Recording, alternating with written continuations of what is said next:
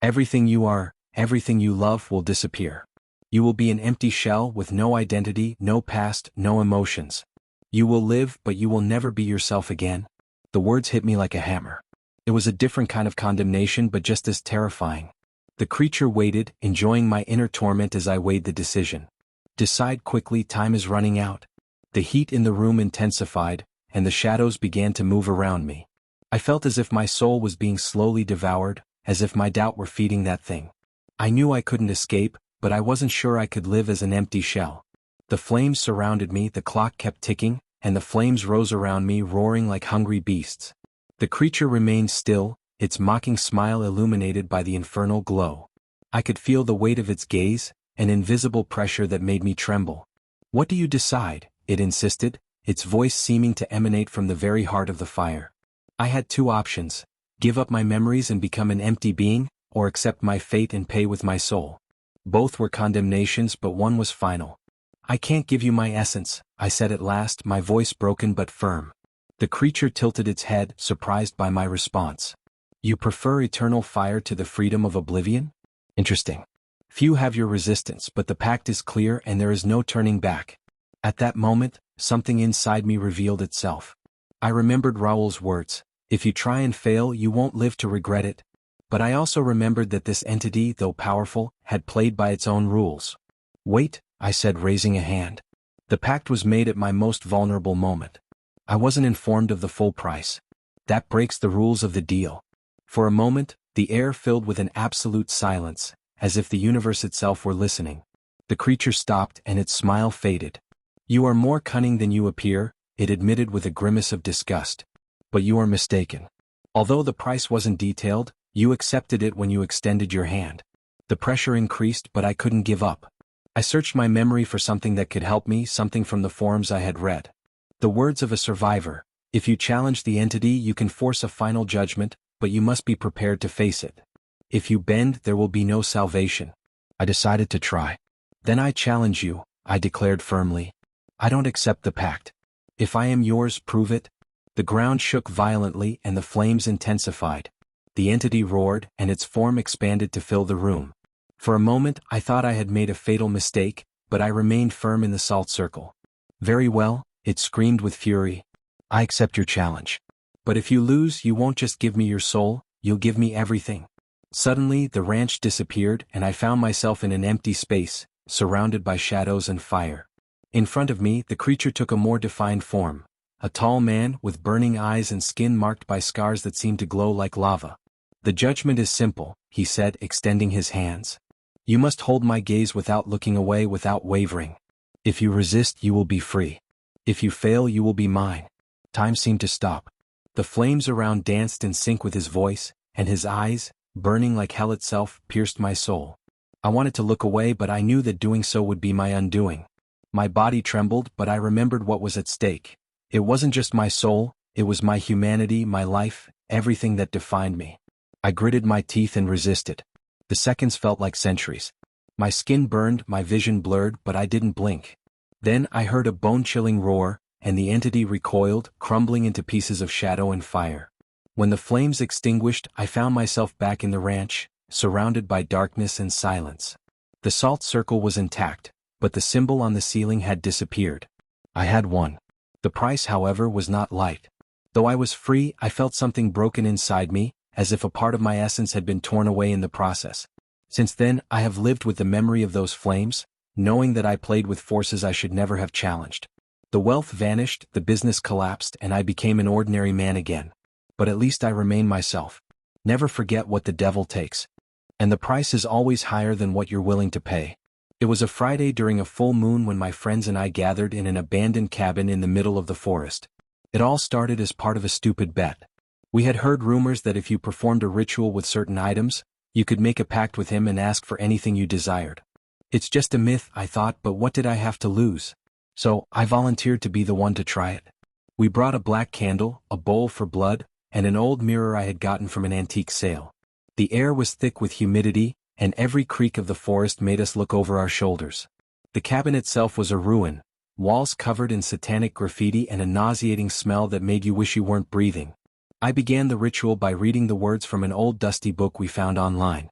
Jokingly, I cut the palm of my hand and let a few drops of blood fall into the bowl. "If there's anything out there, come to me," I said with nervous laughter.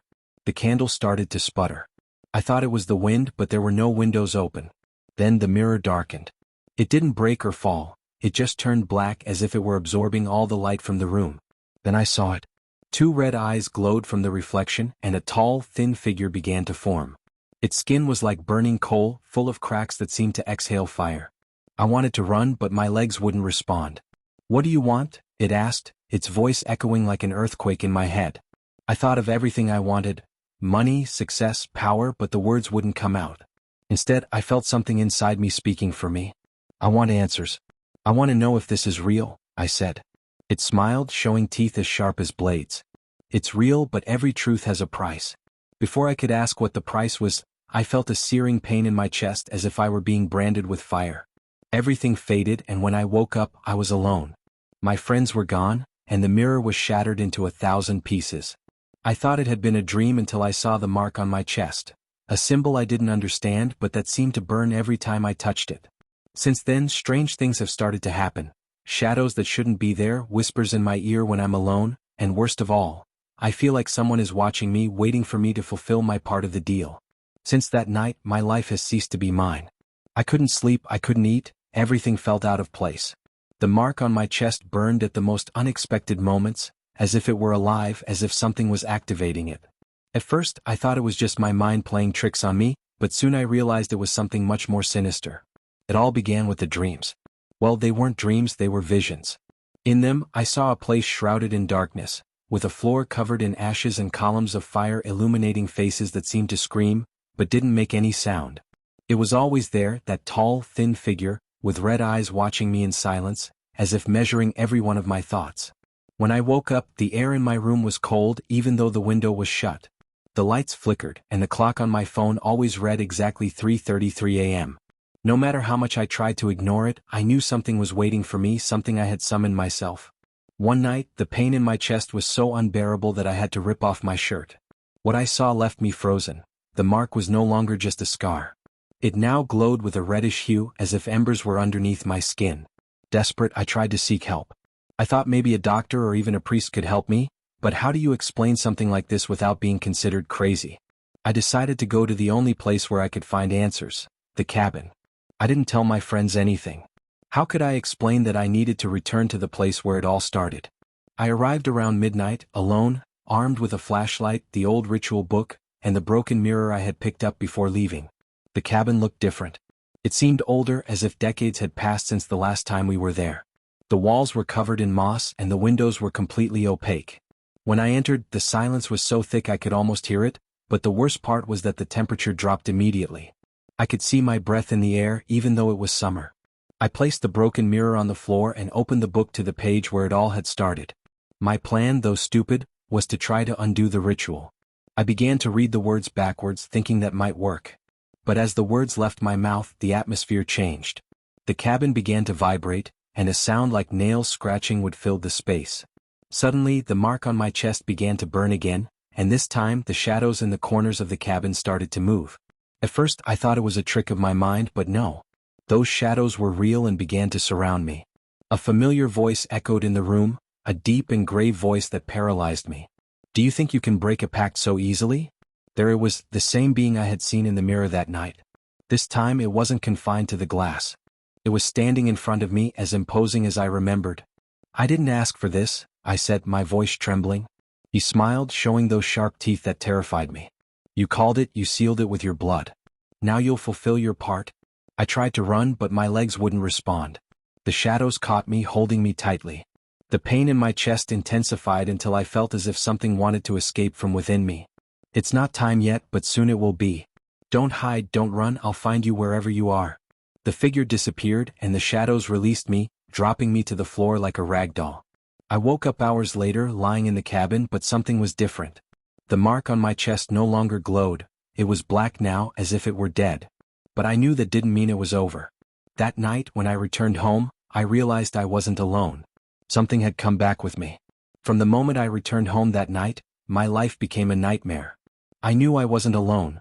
The lights would turn off for no reason, mirrors reflected things that weren't there, and most of all, I felt a constant presence, as if someone or something was standing behind me watching me. But the real nightmare began when I realized I could no longer ignore the mark on my chest. It wasn't just a reminder of my mistake. Now it looked like a door that something was trying to open from the other side. One unexpected night, while I was going through the ritual book, desperate to find a solution, someone knocked at the door. It was 3 a.m. and I wasn't expecting anyone. With each knock, my heart raced faster. I gathered my courage and opened the door. In front of me was an older man, dressed in a black cassock. He had a silver cross hanging from his neck and a serious face, marked with scars that looked like burns. "I know what you did," he said, without even introducing himself. My legs shook, but I managed to ask, "Who are you?" "My name doesn't matter. What matters is that you've opened a door you shouldn't have touched, and now something is coming for you." I let him in, more out of fear than courtesy. As he searched the house, he explained that he had been tracking traces of activities like mine for years. According to him, pacts always have a purpose. They're not just exchanges, they're traps. That being you summoned doesn't just want your soul, it wants to use your body as a tool in this world. What he said chilled me to the bone. I tried to explain that it had all been a mistake, that I hadn't asked for anything important, but he shook his head. "It doesn't matter what you asked for. Once you offer your blood, the deal is done. The only way to break the pact is by closing the door you opened, but it won't be easy because he won't let you." The man gave me instructions for a counter-ritual but warned that I would have to return to the cabin where it all began. That night, with a mixture of fear and resignation, I prepared to face the inevitable.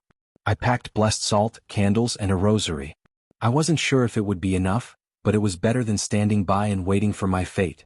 When I reached the cabin, I felt the air was heavier than before, as if something invisible was crushing me with its presence. I lit the candles around the broken mirror and traced a circle with the salt as I had been instructed. Everything seemed calm until I began reciting the words from the book backward. Suddenly, the cabin filled with a roar that made the walls tremble. The mirror, though broken, began to reflect something, the figure of that being, the demon I had summoned. This time, its appearance was even more terrifying. Its skin seemed to boil and its eyes glowed like embers. "Do you think you can undo what you've done?" it said, its voice resonating in my head like an endless echo. "I don't belong to you," I shouted, though my voice trembled. The demon laughed, a sound that seemed to come from every corner of the cabin at once. "You already do. Since the moment you sealed the pact, you're mine. But if you insist on resisting, then let's fight. The battle for my soul." The ritual was not just a symbolic act. Every word I recited seemed to tear something from me, as if I were ripping my own soul apart. The demon didn't stay still. The cabin's shadows came to life, attacking me from every angle. I felt invisible hands trying to pull me out of the salt circle, but I clung to the ground with all my strength. The man who had helped me wasn't there. I was alone, or so I thought, until a voice resonated in my head. "You're not alone. Fight. Remember, faith is your shield." With each word of the ritual, the shadows faded, but the demon grew stronger, more visible. Finally, when I uttered the last words, a beam of light shot through the mirror, illuminating the cabin completely. The demon let out a deafening scream before vanishing into the air. The price of freedom. When it was all over, silence returned. The cabin was destroyed, but the mark on my chest was gone. I thought I was free, but I was wrong. As I left, I saw the man in the cassock waiting for me in the woods. "You did well, but remember this, you will never fully escape his influence.